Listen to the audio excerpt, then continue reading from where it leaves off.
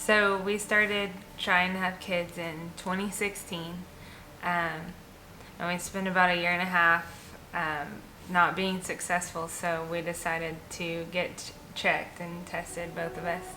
And in September of 2017, we got the call that we would be unable to have kids naturally. We started Fertility Treatments in 2019, and we started with what was called IUI, and we did a few at the beginning of 2019. We took the whole summer off. We were traveling and camp and stuff, and so then we started back in the fall. None of them were successful, and so by December, when the last one didn't work, we knew that if that one didn't work, we were going to move forward with IVF. Yeah, the whole part of the IUI, it's like this up and down roller coaster of believing it's gonna work and then it just trashing you. Even as pastors, you know, it's one of the most difficult things to, like, you sit here and you can tell people that you can still believe for your victory and you can still overcome those battles, but you can't believe it for yourself. You know, that was kind of, we got to this point through the 5 cycles of IUI that it was so draining and so overwhelming that we were like, should we just stop? And then for it to not work, it's like, it just feels like you've just thrown money for nothing. And yeah. I've stayed pretty close to God through all of this.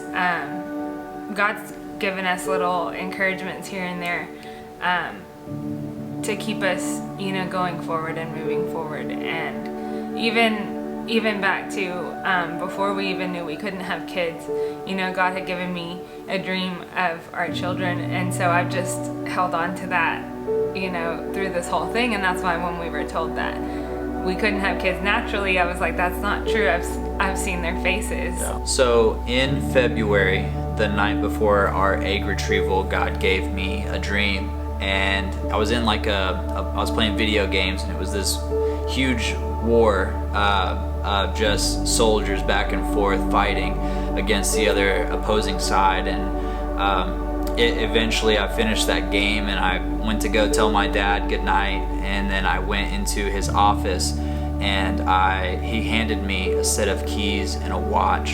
And in that moment, I started bursting out, in my dream, I started bursting out in tears, and I just hugged my dad. And you know, my dad signifies God, you know, and as a heavenly father in my dreams. And God was giving me the keys and opening a door for me and reminding me that it was that time. So we felt at peace with moving forward with IVF, and we just felt like God was with us and that, you know, it was gonna work. And then COVID happened, and you know, things didn't work out time-wise like we wanted to, you know. Yeah, and so we just stayed calm and prayed. And yeah, and you know, it's just crazy how much support we've had from the church, from you guys, and from our families, financially, spiritually. And you know, with all of that support, we found out that we are pregnant as of this moment. We did it.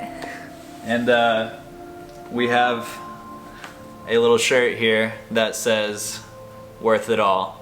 And so we don't know anything else other than that, but we are definitely pregnant. You guys go crazy. We're going crazy here. So thank you guys so much for your love. Thank you for your support, all of your prayers. If it wasn't for you, we wouldn't be here today, mostly importantly because of God, but through the support of our families, man. You guys have got us through this moment. So now everybody knows we're pregnant.